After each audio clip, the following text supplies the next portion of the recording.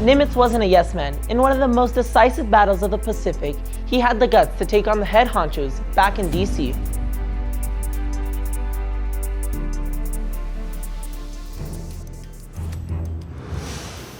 In April of 1942, there was a Battle of Coral Sea.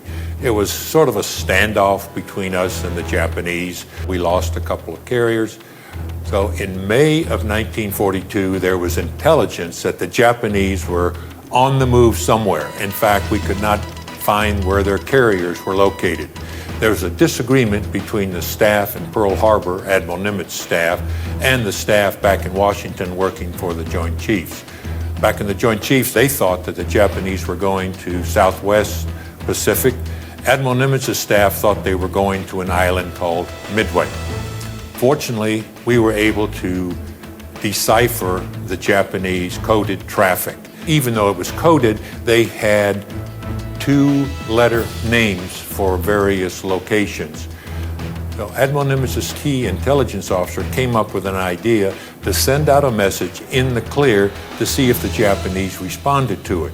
And so he reported in the clear that there was a water shortage at Midway. Within a day, the Japanese had responded, "Oh, we just learned there's a water shortage." Based on that and the significant study that Admiral Nimitz had done on intelligence, he was convinced that's where the Japanese were going. So he had the fleet ready to meet them in Midway, and in June of 1942, the Battle of Midway occurred. We beat the Japanese, the first time the Japanese Navy had been beat at sea. It was a tremendous victory for the United States and actually a turning point in the war.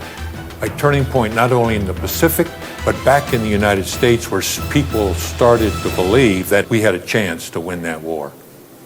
It must have been hard to disagree with his bosses, the Joint Chiefs back in Washington, about something so important.